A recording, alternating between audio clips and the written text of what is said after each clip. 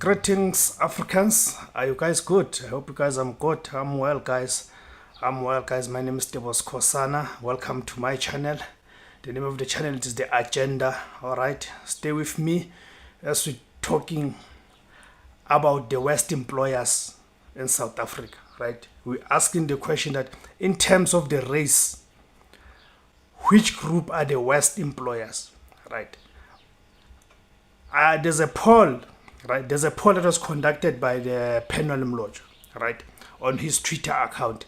But actually, what informed his poll that he conducted, it was a conversation that he had with one guy called No Tabalui. Those who use social media will know who's No Tabalui, right? So No Tabalui mentioned in that discussion that Indians are the worst employers in South Africa. Okay. So then that, of course, triggered a lot of discussions and heated debates, right, across the different platforms. Okay. So then Penal decided to have a poll on his X account, X being formerly Twitter, right, where he asked that which group in South Africa, which race group in South Africa are the worst employers? Okay. Which ones are the worst employers? Okay. And in that poll, about 10,300 people took part in that poll, right? And a whooping 54%, right, which is more than half of the people who took part in the poll, said indeed Indians are the worst employers in South Africa. Okay. Then secondly, with 27%, it was the blacks, right? Then number 3, it was the white people at 14%, right? Then lastly, it is the colored people at 5%, right? I don't know why the Chinese are not involved here. We're not included in the panel's poll, but okay, it's fine. We'll talk about Indians, about the Chinese as well. But I'm just giving you the framework, right? Or the context of why I'm talking about this thing. I mean, anyone who's a genuine South African, especially black people, right, they will tell you in terms of the experiences and even the conversation that we have. Because I mean, we use public transport, can be that the buses, the trains, the taxis, right?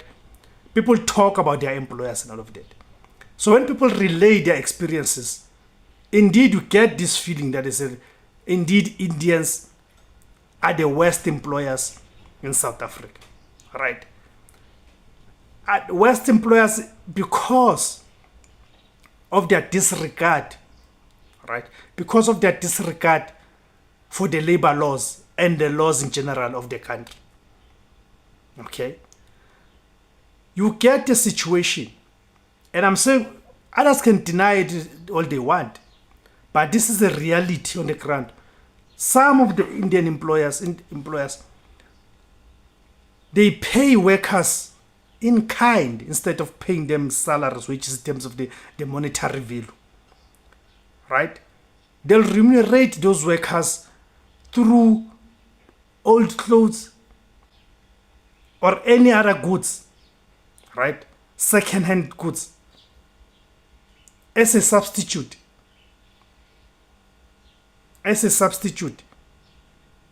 for monetary wages. These are the conversations that we hear when we talk to the people, when you talk to people, right? And I think even if you were to consult with the Department of Labor and Employment in terms of when they do their inspections and all of that, right? In terms of their report, what is it that they find when they go out on inspections? The kind of treatment that is meted out to the workers. I mean, go to Durban, you hear how people complain about the Indian employers, the sweatshops, right? The slave-like conditions that workers, and I'm talking about the black workers, are subjected to. Okay. And I would say after the Indians, then it has to be the Chinese.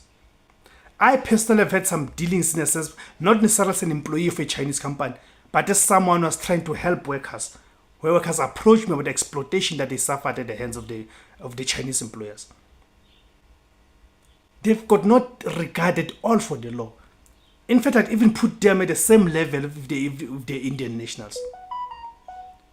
right? Very disrespectful, and they have no absolute regard for the labor laws.